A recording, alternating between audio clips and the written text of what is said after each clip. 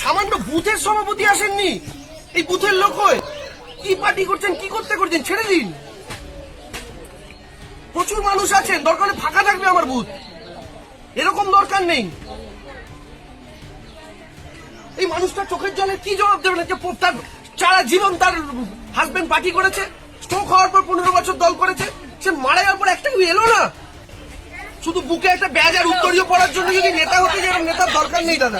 এরকম ধরনের কথা শুনেছি, আমাকে বলেছে রাস্তায় দেখা হয়েছে, মোদি এরকম হয়েছে, খবর তো দিলে না। যে আমি খবর দেবো? তোমরা যখন শুনেছো, তোমরা কি আমার বাড়িতে গেছো খোঁজ দিতে? আমি কি করে তোমাদের খবর দেবো? তোমরা তো উল্টে আমার বাড়িতেই যাবা খোঁজ করতে। খবর তো দিয়েছে উনি, দিয়েছে। খেয়ে থাকি চলবো, হবে না। কি বলবো জেঠিমা, আমার কিচ্ছু বলে না, আমি শুধু ক্ষমা চাইতে পারি, এর বেশি আর কিচ্ছু না। আমি তো নতুন এসেছি এখানে, আমি কি বলবো বলো? আশীর্বাদ করে ভালো থাকো, ভালো হোক, সেটাই চাইবো। আচ্ছা এই তুমি এনার নাম্বারটা রাখো তো, আমি কন্ট্যাক্টে থাকবো এনার সাথে, নাম্বারটা রাখো। 14 সালে তো স্টক করেছে, তার আগের থেকেই তৃণমূল করতেন। মানে হ্যাঁ, প্রথম থেকেই একদম এই তৃণমূল করে যেতেন। কি হয়েছিল? কারণ স্বামী প্রথমবার ব্রেন স্ট্রোক করেছিল 14-28 ডিসেম্বরে 28 তারিখ তো স্ট্রোক করেছিল। তারপরে উনি বিছনা শয্যায় ছিলেন প্রায় 9 মাস। তারপরে আমি ফিজিওথেরাপি করিয়ে মরিয়ে একরকম সুস্থ করেছিলাম।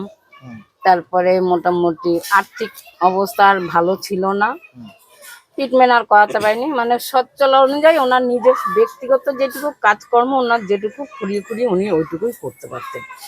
ছেলে মেয়ে আছে, ছেলে বিয়ে দিয়ে করে আলাদা খায়, একটা আইবুড়ো মেয়ে আছে আমার। মোটামুটি কর্মসংস্থান যা পারে তাই করে, আমিও ঘরে বসে যেটুকু পারি এই করে আমার সংসারটা চলতো। আপনার এখানে তো তৃণমূলের দেবাংশু প্রচার করতে এসেছিল প্রার্থী। হ্যাঁ, দেবাংশুকে দেখে তো আপনি কেঁদে ফেলেছিলেন। কেঁদে ফেলেছিলাম। আমি বললাম আমার দুঃখ, কেবল এই তো 24 তারিখেই মারা গেছে, এখন 1 মাস হয়নি। তাহলে সেই দিন আমি অসুস্থ রুগীটাকে নিয়ে ঘুরলাম টুজো হসপিটালে। আমি যখন পেলাম না সুযোগ সুবিধা, আমাকে পাঠিয়ে দিল অন্য হসপিটালে। আমি এমসে নিয়ে গেলাম, ওখানেও চেষ্টা করতে পারলাম না। কল্যাণী থেকে ডাক্তারের পায়ে ধরে আমি তারপরে কোনো রকম ভর্তি রাখলাম। মেয়ে ছেলে মানুষ, কি করব, একা। আমার সঙ্গে একটা অল্প বয়সী একটা ছেলে ছিল খালি। তাই ও যোগাযোগ করে বললো আজকে তো এই অবস্থা নিয়ে যাওয়া যাবে না। আমার ঘুরতে ঘুরতে সন্ধ্যা হয়ে গেছিল ওইখানে, তার জন্য ওখানে ভর্তি রেখে আমি বাড়ি আসলাম। পরের দিন সকালবেলা আবার নিয়ে যাওয়ার জন্য চেষ্টা চালাচ্ছিলাম, এই ডাক্তার সেই ডাক্তার ফোন করে করে, কিন্তু আমি কোনো সুযোগ করতে পারিনি। এখানে দীর্ঘদিন ধরে তো তৃণমূল করতেন। হ্যাঁ, হ্যাঁ। আপনার তৃণমূলের কাউকে পাননি পাশে? তৃণমূলের ওই মুহূর্তে আমার পাশে কেউ আসেনি, বা ডেট হয়ে যাওয়ার পরেও আমাকে কেউ এসে জিজ্ঞাসা করেনি যে কি হয়েছিল বৌদি, কেমন করে কি হলো, কি খবর, আমাকে কেউ আসেনি। দেবাংশুকে তো বলতে দেখা গেল। হ্যাঁ, সেদিনকে এসছে আমার সামনে, আমার বাড়ির উপস্থিত মতন এসছে, আমি বলেছি দেবাংশুকে। দেখা গেল তো সবাইকে বকতে থাকলো। হ্যাঁ, বক্তা থাকলো, ওনার বক্তব্য উনি বললেন। আমাকে সেদিনকে একজনের রাস্তায় বসে বলল যে আজকে প্রধান আসবে পার্টি অফিসে, আমি বাড়িতে তোমাদের বাড়িতে নিয়ে যাব, কিন্তু সেও নিয়ে আসেনি। তার দেবাংশ সেদিনকে এসেছিল, দেবাংশ বললো আমি সবাইকেই বকলো দেবাংশুদা, বললো কেউ তোমরা খোঁজ নাওনি, খবর নাওনি। কথাটা মিথ্যা না, আমি তো যেটা বলছি সেটা সত্যি বাস্তব। সে খোঁজ নাইনি দেখে তা বকেছে, তা তাদের কর্তব্য তারা করেছে, আমার কর্তব্য আমি করেছি। দীর্ঘদিনের মানে তৃণমূল ওখানে কোনো পদে ছিলেন আপনার সঙ্গে? আমার স্বামী কোনো পদে ছিলেন কিনা আমি সঠিক জানি না। এখানে পার্টি অফিসে যে নতুন উদ্বোধন হয়েছিল পার্টি অফিসটা, ওখানে ওনার নাম ঠিকানা সবই আছে, উনি সব জায়গায় যেতেন।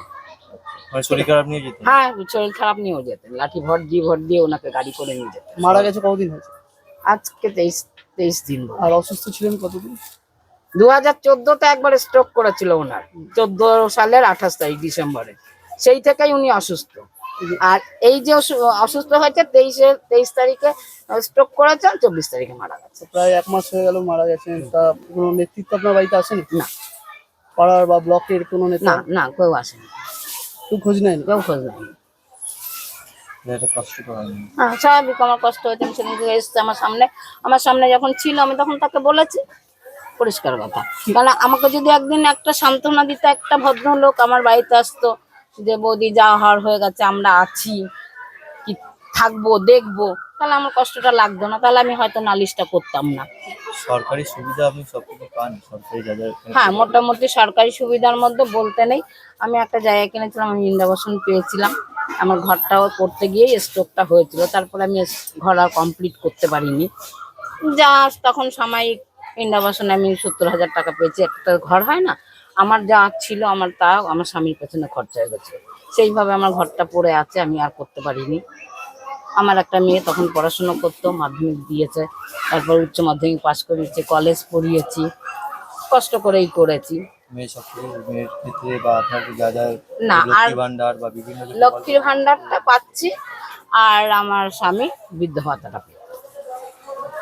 সবকিছু সরকারি সুবিধা হ্যাঁ, এই দুটো পেয়ে, হ্যাঁ এই দুটো। ক্ষেত্রে কোনো অসুবিধা হয় না না। না, এগুলো কে পেতাম। আছে বাড়িতে এখন আপনার? এখন আমি আর আমার মেয়ে আছি এখন এই বাড়িতে আপাতত।